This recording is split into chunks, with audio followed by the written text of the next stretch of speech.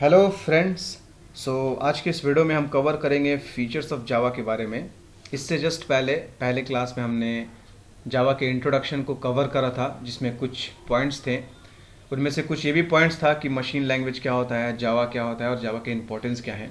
तो थोड़ा सा मैं आपको बता दे रहा हूँ कि हमने क्या कवर करा था, कि जावा एक प्रोग्रामिंग लैंग्वेज है और जावा हमें क्यों ज़रूरी है। क्योंकि मशीन की जो भाषा होती है, मशीन का जो लैंग्वेज होता है वो सिर्फ 0 और 1 होता है। मतलब मशीन सिर्फ इलेक्ट्रिक करेंट से चलता है और वो इलेक्ट्रिक करेंट्स लॉजिक गेट्स की मदद से बहुत सारे लॉजिक्स बनाता है, जिसके हेल्प से, उस लॉजिक गेट्स की मदद से हमारा कंप्यूटर, जो हमारा मशीन है, वो ह्यूमन के डेटा को स्टोर करता है, मैनिपुलेट करता है, ठीक है, ट्रांसफ़र करता है, सेंड करता है, डिलीट करता है। तो ये एक इलेक्ट्रिक करेंट है जो कि 0 और 1 के फॉर्म में होता है। और 0 और 1 कुछ नहीं है सिवाय इसके कि करंट का फ्लो होना और करंट का फ्लो ना होना, या लो और हाई वोल्टेज का होना। तो यही है।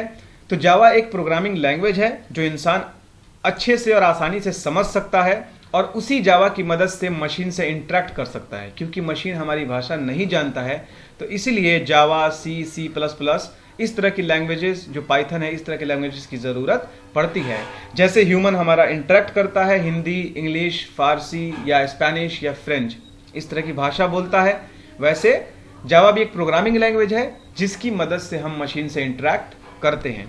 ठीक है, तो आगे बहुत सारे वीडियोस मैं अपलोड करने वाला हूं, एक जावा का सीरीज़ मैं डालने वाला हूं। तो ये हमारा दूसरा क्लास है। तो जावा के सीरीज़ और जावा के प्रोग्रामिंग को स्टार्ट करने से पहले मैं थोड़ा सा बात करने वाला हूं इसके फीचर्स के बारे में, कि जावा के कुछ फीचर्स हैं जो कि जावा को जावा बनाता है। मतलब इसका जो फंडामेंटल पिलर है इन सब चीज़ों पे टिका हुआ है, तब जाके जावा एक secure, high level, object oriented, general purpose programming language बना है। ठीक है, तो एक एक करके उसके फीचर्स के बारे में देख लेते हैं। बस एज ए नॉलेजेबल, ये एक नॉलेज की बात है ताकि आगे आपको जावा पढ़ने में आसानी हो जाए। तो ठीक है, तो हम स्टार्ट करते हैं फीचर्स के बारे में। अगर आपको इंट्रोडक्शन वाले वीडियोस देखने हैं तो आप जाके मेरा वीडियोस देख सकते हैं। मैंने जावा का इंट्रोडक्शन दिया है, उसमें अगर आपको कोई डाउट हो तो मुझे कमेंट ज़रूर करना उस वीडियो में, जिस वीडियो में आपको डाउट हो, और मैं आपको क्लियर करा दूंगा वहाँ पे कि क्या चीज़ें हैं।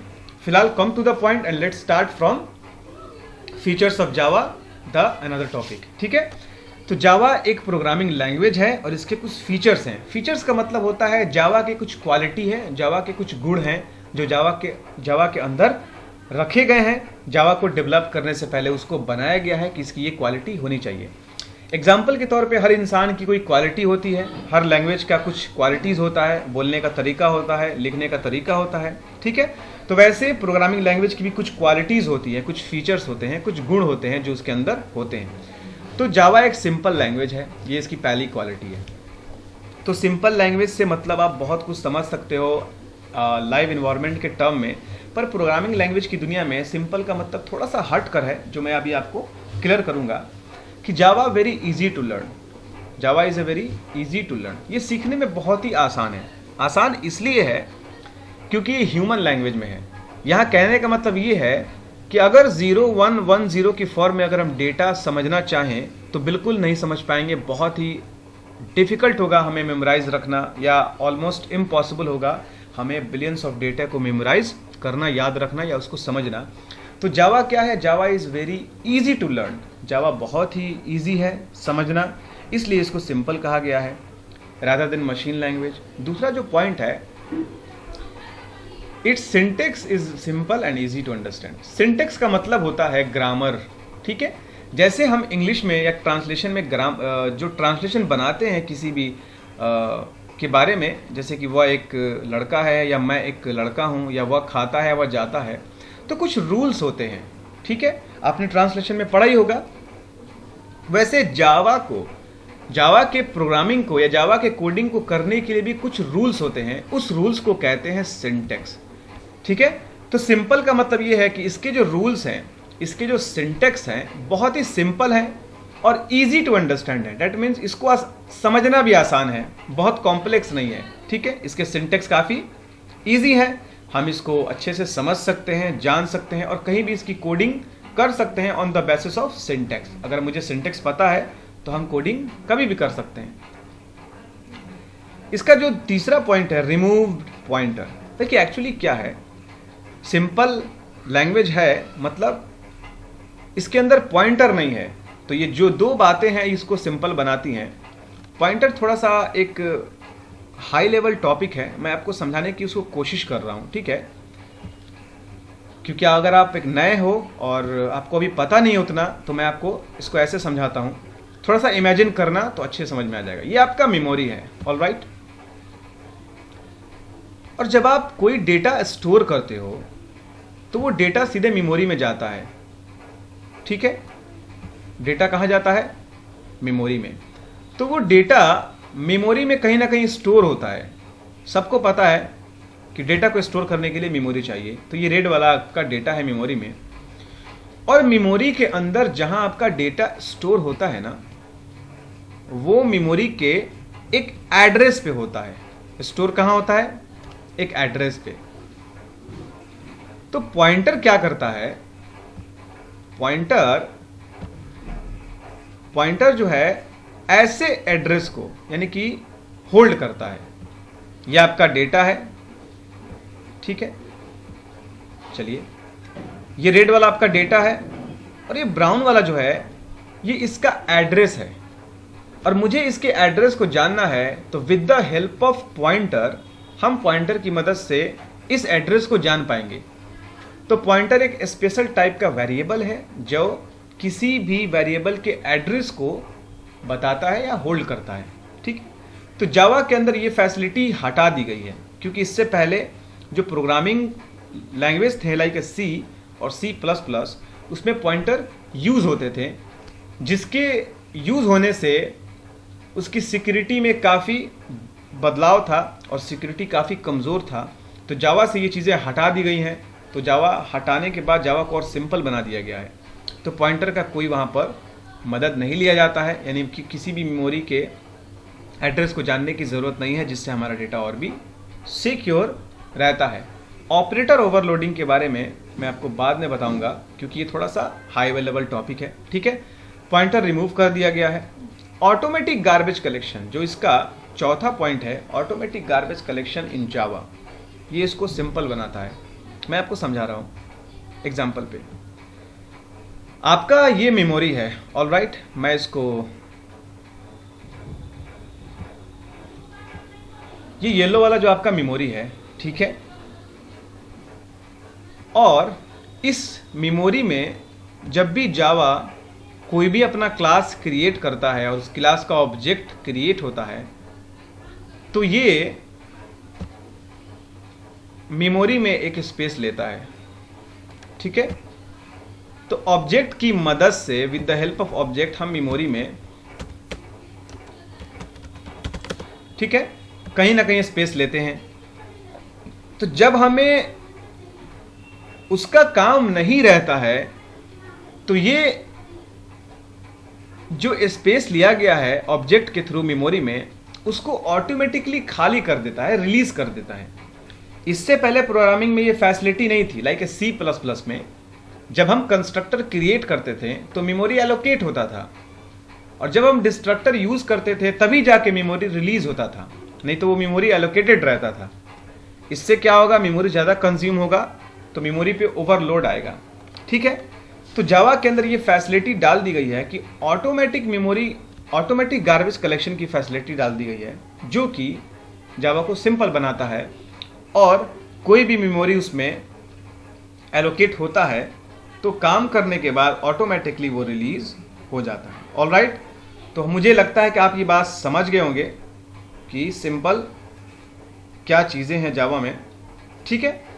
अब हम बात करेंगे ऑब्जेक्ट ओरिएंटेड के बारे में, जो कि बहुत ही पावरफुल फीचर है जावा का। ऑब्जेक्ट ओरिएंटेड के बारे में मैंने बताया था कि एक स्टाइल ऑफ प्रोग्रामिंग है और इसके कई डिफिनीशंस हो सकते हैं, और सारे डिफिनीशन सही हैं जो कि एग्जिस्ट करते हैं।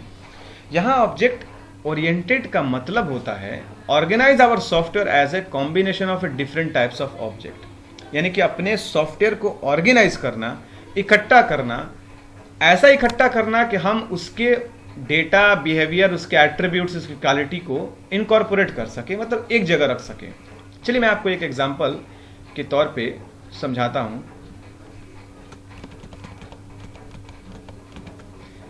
ये हमारा एक सपोज ओके,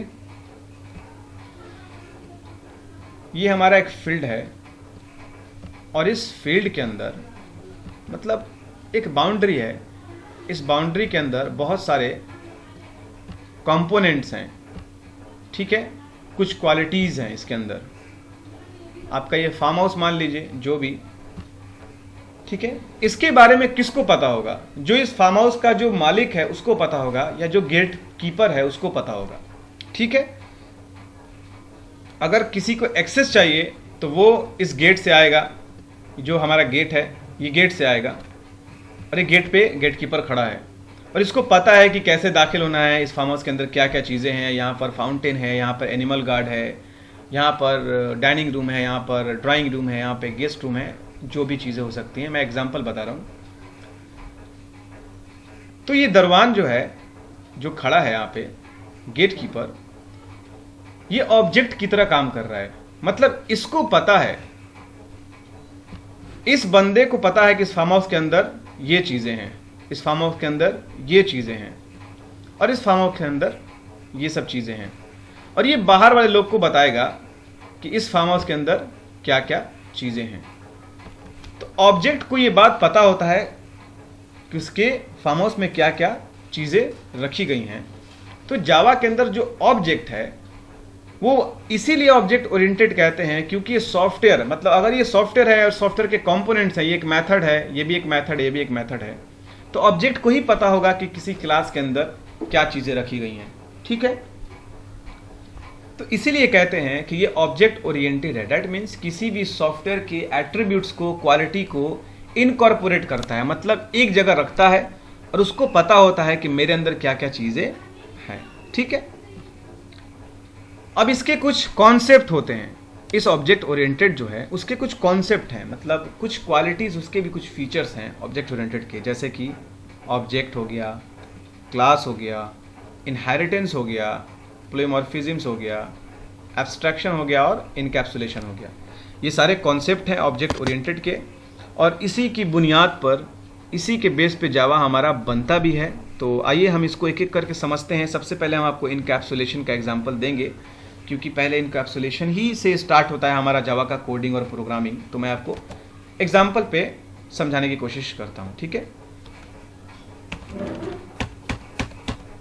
ठीक है, इनकैप्सुलेशन का मतलब क्या होता है? मतलब कोई भी चीज़ को एक जगह कंबाइंड कर देना, मतलब कैप्सूल में डाल देना, ठीक है। तो इनकैप्सुलेशन क्या है? प्रोग्रामिंग में एक बाउंड्री है, ये एक बाउंड्री है, और इस बाउंड्री के अंदर ही कोड किए जाते हैं। कोडिंग जो लिखी जाती है उस बाउंड्री के अंदर लिखी जाती है। इसका एग्जांपल क्या है? इसका एग्जांपल ये हो सकता है, open brass and close brass. ये इनकैप्सुलेशन का सबसे अच्छा एग्जांपल है, ठीक है, open brass and close brass. तो ये एक बाउंड्री की तरह काम कर रहा है। अब जो भी कोड लिखे जाएंगे जावा में वो इस बाउंड्री के अंदर ही लिखे जाएंगे, इसके बाहर नहीं लिखे जाएंगे। अगर ऐसा होगा तो हमें एक एरर जनरेट होगा और ये प्रोग्रामिंग के नियम के खिलाफ होगा, जो कि जावा का अपना सिंटैक्स है। ऑलराइट, तो इनकैप्सुलेशन का मतलब आप समझ गए होंगे, ठीक है। अब हम बात करेंगे क्लास के बारे में। क्लास एक रिजर्व वर्ड है, एक कीवर्ड है, जो कि एक बाउंड्री को वो डिफाइन करता है। मैं एग्जांपल इस पे दे रहा हूं। अगर मैंने कोई बाउंड्री बनाया, जो कि एक एग्जांपल यहां है, मैंने ये बाउंड्री बनाया है और इसमें मैंने कोडिंग की है। अगर मैं 10 बाउंड्री बनाऊं तो उस 10 बाउंड्री को हम कैसे आइडेंटिफाई करेंगे कि किसमें कोडिंग क्या है, और प्रोग्रामर यानी कंपाइलर जो है, कंप्यूटर कैसे समझेगा उस बाउंड्री को? तो उस बाउंड्री का कोई यूनिक नाम होना चाहिए। तो वो यूनिक नाम हमें क्लास से मिलता है। क्लास एक कीवर्ड है, मतलब रिजर्व वर्ड है, और क्लास का नाम स्टूडेंट है। मतलब जिस बाउंड्री का नाम हमें रखना है यूनिक, उसका नाम रखने से पहले हम क्लास लगाते हैं, उसके बाद हम उसको उसके क्लास का नाम लिखते हैं, तब जाके ये मीनिंगफुल सिंटेक्स के अकॉर्डिंग, सिंटेक्स के फेवर में ये काम करता है। अगर हम सिर्फ स्टूडेंट लिख देंगे तो कंपाइलर यानी कि जो कंप्यूटर है समझ नहीं पाएगा सिर्फ स्टूडेंट का क्या मतलब है। उसको डिफाइन करना होगा कि हाँ ये क्लास का नाम है, तो इसलिए हम क्लास का नाम देकर क्लास कीवर्ड के साथ क्लास का नाम देते हैं स्टूडेंट। ठीक है, तो ये क्लास का एक एग्जाम्पल है। क्लास क्या है, एक बाउंड्री की तरह है, और रियल लाइफ में इसका डेफिनेशन क्या हो सकता है, a class is a blueprint of an object. ठीक है, वो एक ब्लूप्रिंट है, एक मैप की तरह काम करता है। मैप क्या होता है, एक नक्शा होता है और उस नक्शे में बहुत सारी चीज़ होती हैं। तो बेशक क्लास भी कुछ ऐसा ही है जिसके अंदर बहुत सारे क्लास मेंबर होते हैं, लाइक मेथड, वेरिएबल, बहुत सारे मेथड्स होंगे, बहुत सारे वेरिएबल्स हो सकते हैं, कंस्ट्रक्टर हो सकता है, ईटीसी जो भी हो। ऑब्जेक्ट क्या होता है, अब ऑब्जेक्ट के बारे में जानेंगे। हमने यहाँ क्लास क्रिएट कर दिया, तो सिर्फ क्लास क्रिएट करने से नहीं होगा। जैसे कि मैंने आपको बताया था, अगर ये बाउंड्री है और ये बाउंड्री का गेट है, तो गेट पे जो गेट कीपर होता है उसे पता होता है हमारे बाउंड्री और इस ग्राउंड के अंदर क्या है। तो ऑब्जेक्ट भी कुछ ऐसे ही काम करता है। ऑब्जेक्ट को पता होता है कि उसके क्लास के अंदर क्या क्या चीज़ें हैं। ये उसका फीचर्स हैं जो अभी मैंने आपको बता रहा हूँ। ठीक है, तो किसी भी क्लास के मेंबर को जानने के लिए, उसको एक्सेस करने के लिए, उसको समझने के लिए हमें ऑब्जेक्ट क्रिएट करना होता है उस क्लास का। तो हमारा क्लास स्टूडेंट है, तो हम ऑब्जेक्ट कैसे क्रिएट करेंगे, वो उसका एक नियम आता है ऑब्जेक्ट क्रिएट करने का, वो मैं आपको लेटर क्लास में बताऊंगा। अभी आप सिर्फ फीचर के बारे में जानें। ठीक है, क्लास का नाम होता है, ऑब्जेक्ट का नाम होता है, असाइनमेंट ऑपरेटर होता है, न्यू कीवर्ड के साथ कंस्ट्रक्टर यूज करके ऑब्जेक्ट क्रिएट किया जाता है। ठीक है, तो ऑब्जेक्ट हमें ये बताता है कि किसी क्लास के अंदर किस तरह के मेंबर्स हैं, बस आप इसको जाने ऐसा। इसकी बात है इनहेरिटेंस। इनहेरिटेंस का मतलब होता है किसी रखे हुए गुण को, क्वालिटी को अपने अंदर ले लेना। जैसे कि माता पिता के कई सारे गुण बच्चों के अंदर आ जाते हैं, तो इनहेरिटेंस का मतलब ही होता है प्रोग्रामिंग की दुनिया में रखे हुए कोड को फिर से यूज़ करना नए कोड में। यहाँ मैंने एक पहले से कोड बनाया स्टूडेंट और एक नया क्लास बना है क्लास मैन।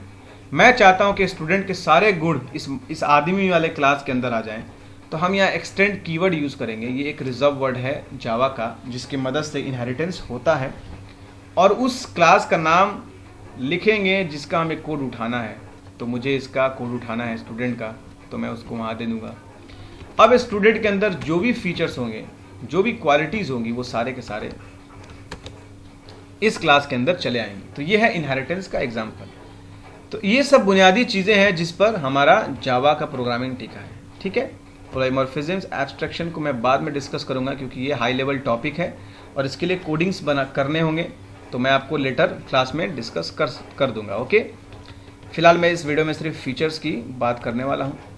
उसके बाद है नेक्स्ट हमारा क्वालिटी जो है उसका फीचर्स है पोर्टेबल।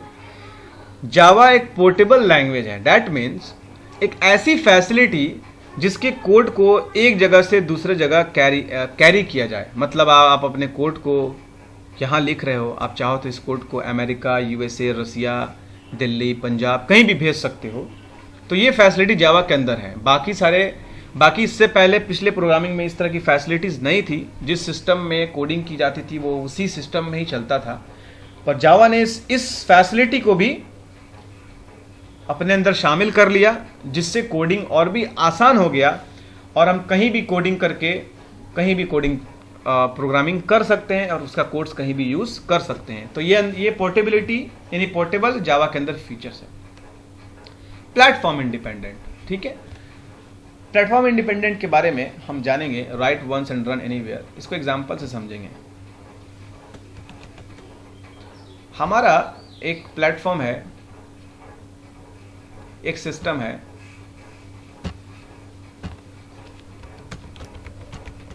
विंडोज। दूसरा हमारा जो सिस्टम है लिनक्स, और तीसरा जो हमारा सिस्टम है मैक। ऑलराइट, जावा हमारा प्लेटफॉर्म इंडिपेंडेंट है, मतलब वो आज़ाद है। आप जो भी कोड इस प्लेटफॉर्म पे करोगे, विंडो पे करोगे, वही कोड लिनक्स पे भी चल सकता है। इससे पहले प्रोग्रामिंग में ये फैसिलिटी नहीं थी। अगर लिनक्स पे करते हो तो वो कोड मैक पे भी चल सकता है, यानी मैकिनटॉश, एप्पल। अगर आप मैक में कर रहे हो तो वही कोड विंडोज़ पे भी चल सकता है। मतलब ये प्लेटफॉर्म इंडिपेंडेंट है, जिस प्लेटफॉर्म पे चाहे अपना काम कर सकता है। बस कंडीशन ये है कि उसका जो एग्जीक्यूशन इन्वायरमेंट है JVM, वो हर प्लेटफॉर्म के लिए डिफरेंट होना चाहिए।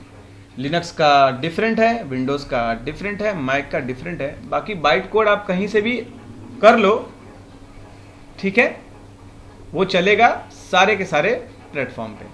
तो ये चीज़ें जो हैं, ये फीचर जो हैं इसमें शामिल है प्लेटफॉर्म इंडिपेंडेंट। मतलब एक बार आप लिखिए और कहीं भी प्रोग्राम को चलाइए, ठीक है। तो इसको कहते हैं प्लेटफॉर्म इंडिपेंडेंट। सिक्योर है, ठीक है। जावा एक सिक्योर प्रोग्रामिंग लैंग्वेज है। डैट मीन्स इसके अंदर सिक्योरिटी नाम की बहुत बड़ी चीज़ होती है। और वो कौन सी फीचर्स हैं जो इसको सिक्योरिटी लेवल पे बनाते हैं, ठीक है। लाइक नो एक्सप्लिसिट पॉइंटर, मैंने बताया था पॉइंटर नहीं है इसके अंदर, जो कि बहुत बड़ा एक टॉपिक है जो इसके अंदर नहीं रहने की वजह से इसको सिक्योरिटी लेवल हाई कर देता है, ठीक है, पॉइंटर। दूसरा क्या है, Java program run inside a virtual memory sandbox. मतलब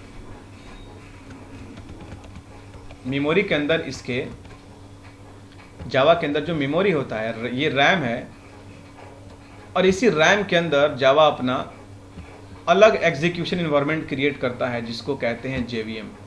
मतलब जावा हमारा रैम में मतलब लोड तो होता है, पर इसका एग्जीक्यूशन इन्वायरमेंट सेपरेट होता है। रैम के अंदर जो भी डेटा है उनको इस एरिया से कोई मतलब नहीं है, इसका सेपरेट एग्जीक्यूशन इन्वायरमेंट होता है, जिसकी वजह से ये काफ़ी सिक्योर है, ठीक है।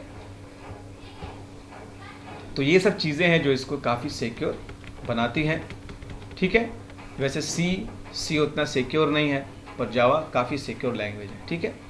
रोबस्ट, वो क्या चीज़ें हैं जो प्रोग्रामिंग को रोबस्ट बनाती हैं। पहला पॉइंट है मेमोरी मैनेजमेंट, इसका काफ़ी स्ट्रॉन्ग है।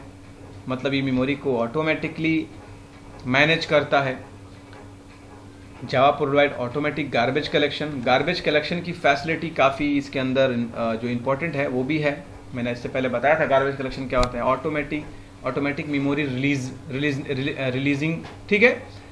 ये मेमोरी को ऑटोमेटिकली रिलीज कर देता है। एन एक्सेप्शन हैंडलिंग को ये हैंडल करता है। मतलब अगर हम किसी नंबर में 0 से डिवाइड करते हैं तो ये सिंटेक्स यानी कि सही है, पर ये रन टाइम एरर देगा। डैट मीन्स 0 से अगर किसी नंबर में डिवाइड करेंगे तो कोई वैल्यू नहीं आएगा। तो ये एक्सेप्शन हैंडलिंग है, ऐसे को सिचुएशन को एक्सेप्शन हैंडलिंग के मदद से हैंडल करते हैं। तो ये रोबस्ट की एक रोबस्ट इसका फीचर है जो शामिल है जावा के फीचर्स के अंदर।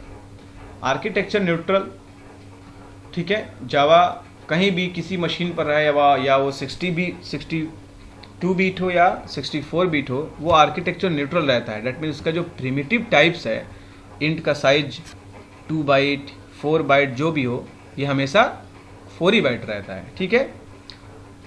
इंटरप्रेटेड, मतलब इसके अंदर इंटरप्रेटर भी है, कंपाइलर भी है। मल्टी थ्रेडिंग क्या होता है, मल्टी थ्रेडिंग का मतलब जावा के कुछ ऐसे एग्जीक्यूशन प्रोग्राम जो कंकरेंटली काम करें, मतलब एक साथ काम करें, एक ही प्रोसेस के अंदर कई सारे प्रोसेस को शामिल कर लेना, उसको कहते हैं मल्टी थ्रेडिंग। ये एक फैसिलिटी इसके अंदर दी गई हुई है, ठीक है। तो ओवरऑल मैंने सब कुछ कवर कर दिया इसमें फीचर्स के अंदर। अभी भी अगर आपको कोई कन्फ्यूजन है जावा में तो आप मुझे कमेंट करना। हमारा अगला जो टॉपिक होगा, पहला प्रोग्राम यानी कि first Java program hello world with example के साथ हम देखेंगे कि कैसे इसको हम प्रिंट कराएं।